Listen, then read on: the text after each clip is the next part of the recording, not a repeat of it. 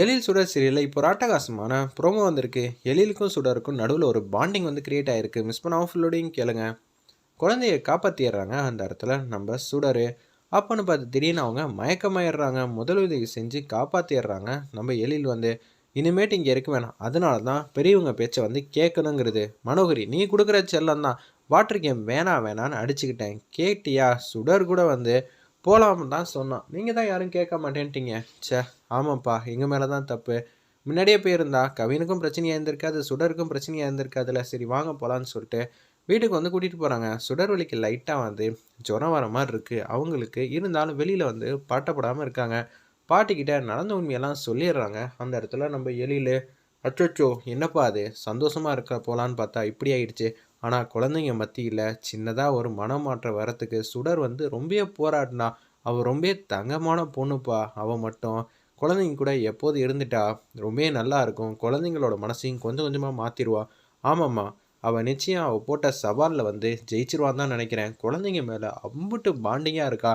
இந்துமதி எப்படி இருப்பாளோ அதே மாதிரி தான்மா இவளும் இருக்காங்கிற மாதிரி அன்பா பாசமாக வந்து பேசுகிறாங்க அந்த இடத்துல நம்ம எழில். ஓ மனசையே மாற்றிருக்கானா, மிகப்பெரிய விஷயந்தான் செஞ்சுருக்கா. இருந்தாலும் அவள் ஆல்ரெடி ஜுரம் வந்தால் கூட அவள் வந்து ஜுரம் வரலன்னு தான்ப்பா சொல்லுவாள். அதனால் அப்பப்போ நம்ம பார்த்துக்கணும். அவளுக்கு என்னப்பா ஆச்சு? இல்லைம்மா, காப்பாற்றியாச்சு, நான் டெஸ்ட் பண்ணி பார்த்துட்டேன், எந்த பிரச்சனையும் இல்லை அப்படின்னு சொல்லிட்டு அப்படியே இருக்காங்க. நைட்டு வந்து சாப்பிடல போல இருக்குது சுடர். என்ன நீ சாப்பிட மாட்டியா அப்படின்னு சொல்லி அன்பா பாசமாக வந்து கேட்குறாங்க. பாட்டியும் சாப்பாடு எடுத்துகிட்டு வந்து கொடுமான்னு சொன்னோன்னே சாப்பாடு வந்து கொடுக்குறாங்க. நான் கொஞ்சம் நேரம் கழித்து சாப்பிட்றேன். சின்ன பசங்க மாதிரி அடம் பண்ணக்கூடாது. குழந்தைங்க எல்லா ஹோம்ஒர்க்கும் செக் பண்ணிட்டேன், பார்த்துட்டேன். நீ நல்லா ரெஸ்ட் எடு, காலையில் பொறுமையாக எழுந்திரிச்சா போதும், குழந்தைங்கள நான் ரெடி பண்ணிக்கிறேங்கிற மாதிரி தான் பாட்டி வந்து சொல்லிட்டு அங்கேருந்து போகிறாங்க. உண்மையிலே வந்து நம்ம சுடருக்கு நல்ல மனசியா. அவங்க தான் குழந்தைக்கு பாதிப்பு வந்துச்சுன்னா எப்படி நடந்துப்பாங்களோ அது அளவுக்கு தான் நடந்திருக்காங்க. ஆமாம், உண்மையிலே வந்து நல்ல கேர்டேக்கரை தான் வந்து இந்த வீட்டில் அப்பாயின்ட் பண்ணியிருக்கோங்கிற மாதிரி எழிலுக்கும் அந்த இடத்துல அவங்க அம்மாவுக்கும் ரொம்ப சந்தோஷம் தாங்கலை. இது எல்லாம் மனோகரி பார்த்துட்டு வயிறு எரிய ஆரம்பிச்சிடுறாங்க. ஐயையோ, இந்த மாதிரி தீம் பார்க்குக்கு போனால் குழந்தைங்களுக்கு பிரச்சனை கொடுக்கலான்னு பார்த்தேன். அந்த ரவுடி பையன் இந்த வாட்டியும் சொதப்பிட்டான். இந்த வாட்டியும் ஸ்கோர் பண்ண முடியாமல் போயிடுச்சே மனோகரியாலன்னு சொல்லி அவங்க ரொம்ப வேதனைப்பட்டு இருக்காங்க. செல்வி வந்து நக்கலாக பேசலான்னு இருக்காங்க. நீ ஏதாவது இப்போ வாயை திறக்கணும்னு நினச்சேன்னு வச்சுக்கேன், அப்புறம் அவ்வளோதான் சொல்லி உச்சக்கட்ட கோவத்தில் இருக்காங்க அந்த இடத்துல நம்ம செல்வி. நைட்டு வந்து உடம்பு முடியாமல் போயிடுது. இருப்பினும் எந்த விதத்துலேயும் வந்து ரெஸ்பான்ஸே வந்து கொடுக்கல. அப்படியே வந்து மயக்க நிலமையில் இருக்காங்க.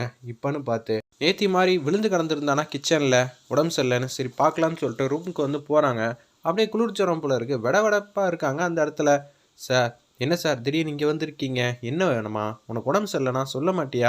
இப்போன்னு சார் எப்படி சார் உங்களெல்லாம் டிஸ்டர்ப் பண்ணுவேன்? இங்கே ஹை ஃபீவராக இருக்குது, எதுவும் பண்ண முடியாது போல இருக்கே. ஹாஸ்பிட்டலுக்கு போயிடலாம், ஹாஸ்பிட்டல் வச்சு தான் ட்ரீட்மெண்ட் பண்ண முடியும்னு சொல்லிட்டு ஜமக்கால மாதிரி மேலே வந்து பெட்ஷீட் மாதிரி போத்துட்டு, நான் இருக்கேன் தமிழ், நீ எதுக்கும் கவலைப்படாத அப்படின்னு சொல்லி அன்பா பாசமாக பேசி காரில் வந்து கூட்டிகிட்டு போகிறாங்க. வேறு லெவலில் மாசாக இருந்துச்சுன்னே சொல்லலாம். ரெண்டு பேருக்குள்ளே வந்து ஒரு சின்னதாக ஒரு பாண்டிங் வந்து கிரியேட் ஆகுது.